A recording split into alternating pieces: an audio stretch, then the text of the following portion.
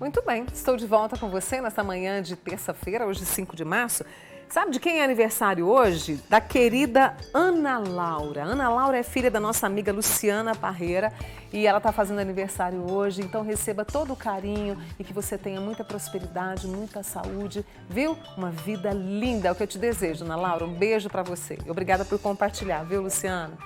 Uma doença que não tem cura, traz dor o tempo todo, no corpo inteiro, é uma falta de sossego sem fim. Segundo a Sociedade Brasileira de Reumatologia, a fibromialgia se manifesta em cerca de 2 a 12% da população adulta no Brasil. A queixa é muito, não é grande. Tanto o diagnóstico como o tratamento, eles são desafiadores. E em muitos casos, a pessoa fica incapacitada de trabalhar, ela precisa se afastar.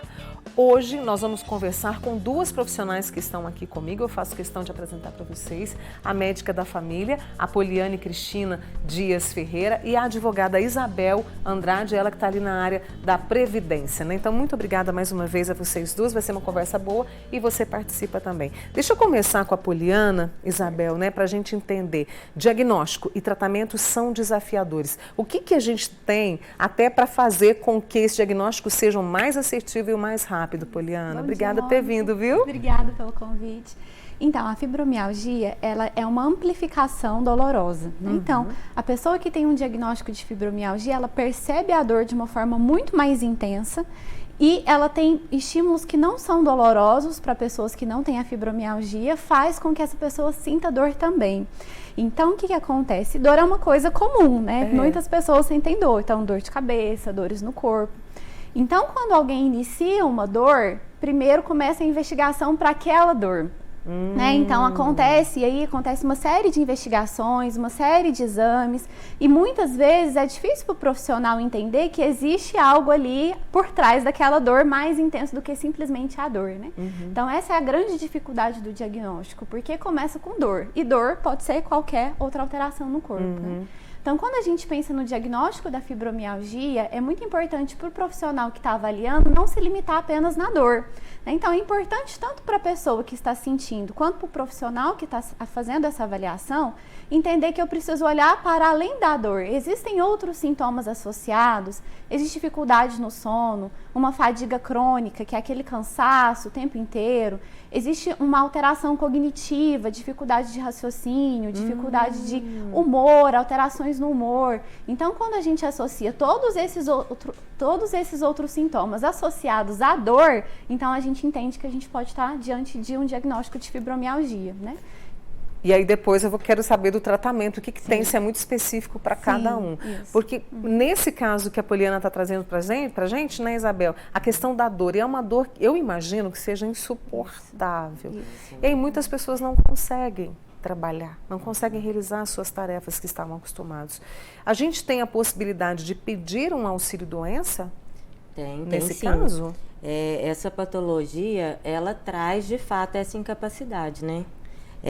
Tem o controle da dor, mas que nem sempre é controlada, e faz com que a pessoa não consiga trabalhar, que tem essas dificuldades.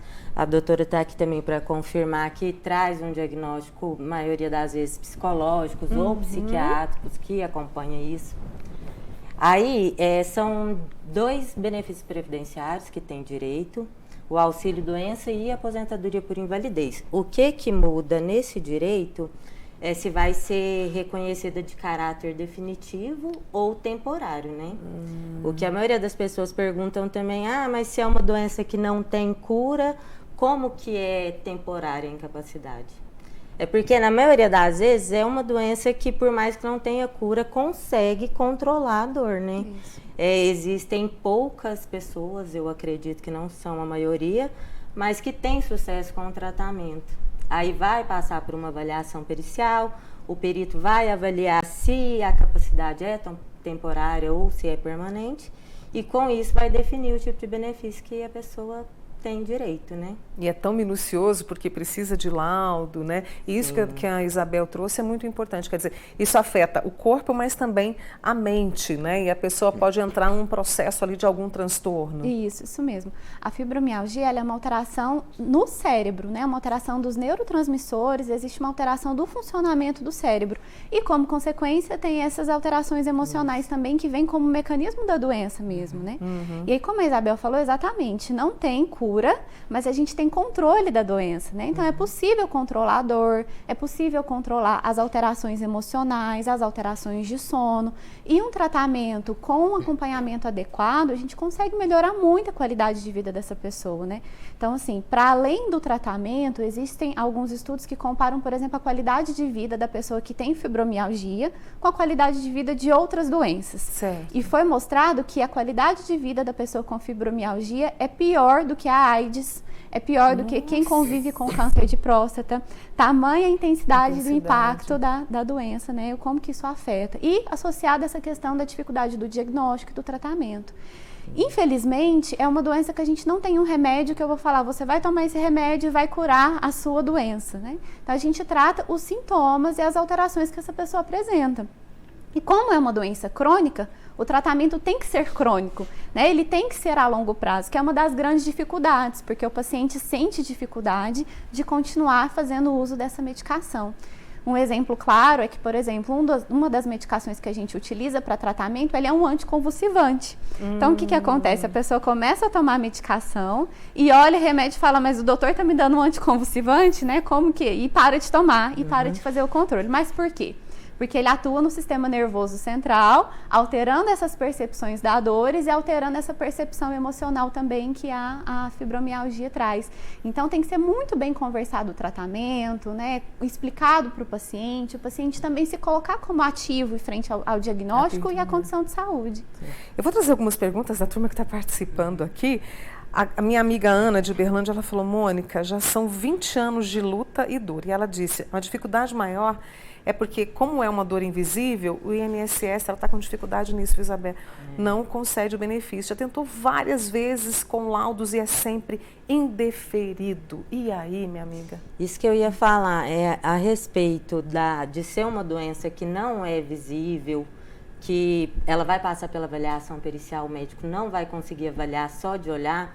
É muito importante que tenha um histórico médico completo, que a pessoa junte toda a documentação, laudos médicos, exames, por mais que eu acho que exame não altere, né? Isso. Mas que junte os laudos, toda vez que for no médico, pega o laudo, relatório, receitas médicas, vai juntando tudo. Passou pelo fisioterapeuta, guarda o relatório do fisioterapeuta, passou no psiquiatra, guarda o relatório do psiquiatra e vai juntando, porque a avaliação pericial, o perito vai avaliar com base nessa documentação que a pessoa vai levar. E respondendo a pergunta dela, estendendo só mais um pouquinho. Imagina, estamos juntos aqui. A questão do INSS negar, pessoal, não quer dizer que você não tem o direito. Procura um especialista na área, procura um profissional, leva a sua documentação, que reconhecendo que tem o direito, a gente entra com a ação judicial e vai para esse âmbito onde você vai passar por uma avaliação que não tem nada a ver com o INSS e que de fato vai ser avaliado se você tem o direito ou não, né? Porque as pessoas, né, é uma queixa comum, eu acredito que você, como médica da família, que vai até a casa dos outros, deve ouvir bastante. Tanto que aqui, ó, minha amiga de Tuiutaba, a Márcia, a filha dela tem 11 anos, todos os dias reclama de muita dor no corpo e também tem mudanças no humor. Eu acho muito nova. Alguns disseram aqui que é vitamina D, alguns profissionais, né? Mas os sintomas são muito parecidos? É interessante essa pergunta dela. É muito interessante, isso mesmo, porque na verdade a maior prevalência, né, o aparecimento da doença, ele acontece numa faixa etária em torno de 50 anos e é muito maior em mulheres. Mas isso não quer dizer que não pode acontecer com crianças, então existe diagnóstico de existe fibromialgia em crianças e em idosos também. Então, isso pode acontecer sim. E aí, na verdade, a fibromialgia ela é um diagnóstico de exclusão. Então, por exemplo, quando eu estou frente a uma criança com essas dores, eu preciso excluir todas as outras causas, e daí a importância de realmente ter os exames mostrando que não tem alteração morfológica, não tem alteração no resultado dos exames. E aí, porque a gente não tem um exame que me comprova, você tem fibromialgia, esse exame mostra. Na verdade, a gente faz os exames, mostra que não existem outras doenças que justifiquem aqueles sintomas. E aí, a grande dificuldade do diagnóstico é que muitas vezes existem alterações concomitantes juntas. Então, é muito comum a falta de vitamina D, a deficiência de vitamina D na presença da fibromialgia. Entendi. E aí vai trazendo essa confusão dos diagnósticos. Muitas pessoas participando, vamos ver se dá tempo da gente responder com essas excelentes convidadas que estão aqui comigo. A Adriana está com muita dor, agora está inchada, principalmente nas mãos. É uma queixa muito comum que eu vi aqui, passou dos meus olhos castanhos de forma muito rápida, essa questão do inchaço e das dores nas mãos. Pode ser fibromialgia? Isso.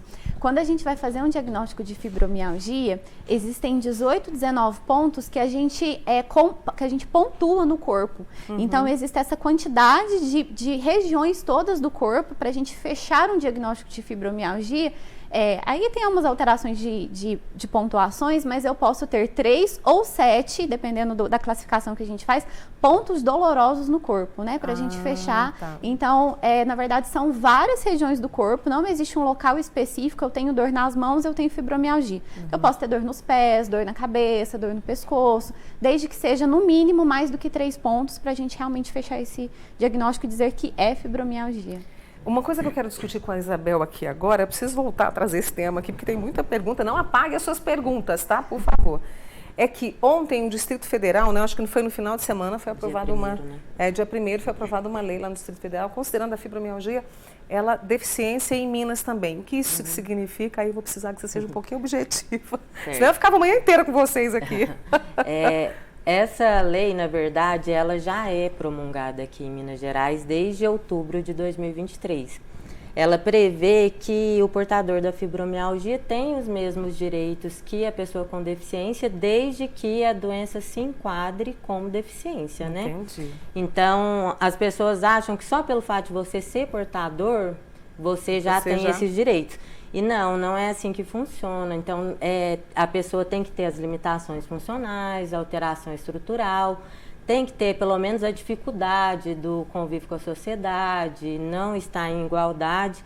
Aí tudo isso vai ser baseado com um laudo médico, né? O profissional da saúde que vai saber fazer esse relatório claro ou não, se a pessoa se enquadra nesse perfil de deficiência. Nesse perfil, porque tem todo esse critério. Isso, né? Não basta ser só portador da doença. É o mesmo caso que funciona para o INSS. Não basta ser só portador, né?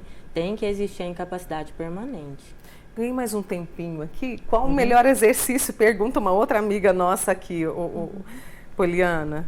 Mônica, a gente não tem um exercício que seja o melhor, né? Assim, geralmente, como são doenças que causam muitas dores articulares, a gente gosta de orientar, por exemplo, uma hidroginástica, né? Atividades físicas que vão causar menos impacto, mas isso não quer dizer que a pessoa não possa fazer uma musculação. Então, depende muito de como que está o estágio da doença dessa pessoa e como que ela consegue e qual que é o exercício que ela se identifica melhor, mas não existe um específico.